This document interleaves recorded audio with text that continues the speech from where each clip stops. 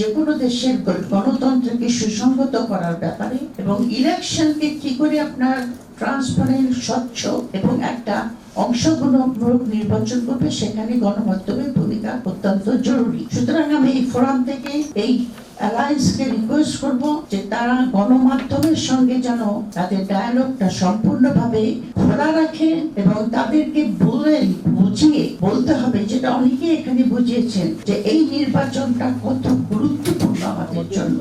দেশপ্রেম থেকে উদ্বুদ্ধ হয়ে, দলীয় যে কোনো রকমের ধ্যান ধারণা থেকে মুক্ত হয়ে গণমাধ্যম তাদের ভূমিকা পালন করবেন বলে আমি আশা ব্যক্ত করছি। বিশেষ করে গণমাধ্যম এক্সিট পোল রিপোর্ট করার ব্যাপারে সাবধান থাকবেন, কারণ আপনারা যেভাবে এক্সিট পোলকে রিপোর্ট করবেন সেটা কিন্তু নির্বাচনকে আপনার প্রভাবান্বিত করতে পারে। এরপরে বলবো আমি আইন শৃঙ্খলার কথা।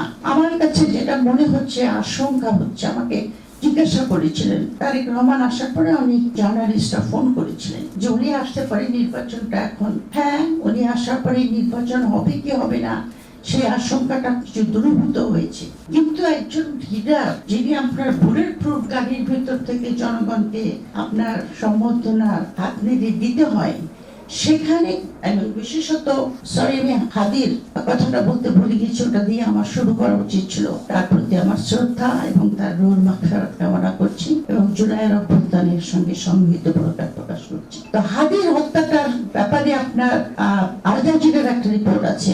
আল জাজিরা রিপোর্ট করেছে যে আপনার বাংলাদেশ জন্ম হওয়ার পর থেকে এরকম গুপ্ত হত্যা বা পলিটিক্যাল কিলিং কোনোদিন হয় নাই এবং এটা বাংলাদেশের রাজনীতিকে সম্পূর্ণ একটা মোড় ঘুরিয়ে দিয়েছে। এই জিনিসটাকে লাইট করে দেখার কোনো স্কোপ কিন্তু আমাদের নাই। আর ভদ্রলোক এখানে বলেছেন, উনি চলে গেছেন, যে বিদেশি শক্তিরা চায় যে আমাদের এখানে একটা ভালো নির্বাচন হোক। বিদেশি শক্তিরা কিন্তু আমাদের সমস্যা তৈরি করে, বিশেষ করে একটি বিশেষ বিদেশি শক্তি। এই যে গুপ্ত হত্যার যে আপনার কালচার বা সংস্কৃতি, এবং তার ফলে আমরা শুনছি কেউ গানম্যান ব্যবহার নেবেন, কাউকে লাইসেন্স দেবেন সরকার। তাহলে আমরা ভোটাররা কি করবো? আমরাও তাহলে একটা করে লাইসেন্স চাইবো যে আমি ভোট দিতে যাওয়ার সময় যেন ওখানে গোলাগুলির মধ্যে পড়ে না যাই, আমি ওই জন্য সেলফ ডিফেন্স করতে পারি। আমি যেটা দেখতে পাচ্ছি যে বাংলাদেশে অস্ত্র উদ্ধার হয় নাই, আইন শৃঙ্খলা বাহিনী নিষ্ক্রিয়। এখন কিন্তু আইন শৃঙ্খলা বাহিনীকে উজ্জীবিত করার দায়িত্ব ইলেকশন কমিশনের। তফসিল ঘোষণার পরে এখন সরকারের ভূমিকা অনেকটা কমে গেছে। এই ক্ষেত্রে আমি খুবই একটা কন্ট্রোভার্সিয়াল কথা বলবো, যেটার জন্য অবশ্য আমি বলবো কিনা অনেকদিন চিন্তা করেছি। আমাদের সামরিক বাহিনীকে আমাদেরকে সাহায্য করছে। আপনার অতীতে আমরা দেখেছি 18 এবং 24-এর ইলেকশনে সামরিক সবার কথা বলছি না আমি, যারা আপনার উচ্চপদস্থ যেরকম ডিজিএফআই, এনএসআই, যারা গোয়েন্দা বিভাগে নিযুক্ত ছিলেন, তারা কি আমাদেরকে সাহায্য করেছেন? এইবার নির্বাচনে কি তারা আমাদেরকে সাহায্য করবেন? এটা একটা বড় প্রশ্ন। কারণ পুলিশের চাইতে আপনার আর্মি যখন ম্যাজিস্ট্রেসি পাওয়ার নিয়ে আপনার ফিল্ডে থাকে, তখন তো আইন শৃঙ্খলা বাহিনী আপনার উন্নত হওয়ার কথা, সেটা কিন্তু আমরা দেখছি না। এই জিনিসটা ইলেকশন কমিশনের খুব, শুধু যদি ইলেকশন পিআরওতে কিন্তু এটা অ্যামেন্ডমেন্ট আনা হয়েছে যে আইন শৃঙ্খলা বাহিনীর সঙ্গে অনলি যে আপনার আর্মি থাকবে তা না, আপনার বিমান বাহিনীও থাকবে। বিমান বাহিনী মানে পুরা ইউনিট ওয়াইজ থাকবে, এটা আপনার আরপিওতে আনা হয়েছে, কিন্তু সেটা ইমপ্লিমেন্টেশন হবে কিনা সেটা আপনার ইলেকশন কমিশনের জন্য জরুরি। এখন ইলেকশন কমিশন আপনার আমাদের যেভাবে কাজ করছে আমি ফলো করার চেষ্টা করি। ইলেকশন কমিশনের কার্যক্রম সেরকম স্বচ্ছ এবং ক্রেডিবল পার্টিসিপেটরি ইলেকশন করার ব্যাপারে তারা কেমন যদি ঢিমার তালে কাজ করছে।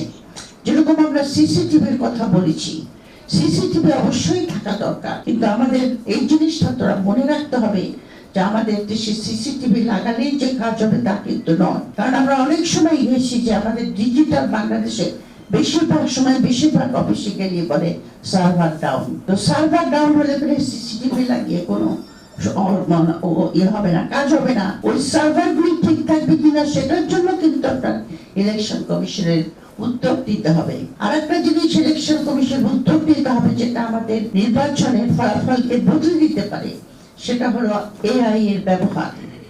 আর্টিফিশিয়াল ইন্টেলিজেন্সের ব্যবহারে আপনার ইলেকশন রেজাল্ট যে পরিবর্তিত হয়, সেটা আমরা আমেরিকা যে আপনার যখন প্রথমবার ট্রাম্প যখন জেতে, তখন আমেরিকাতে একটা সরগোল পড়ে গেছিল যে পুতিন ওই আপনার ইলেকশনকে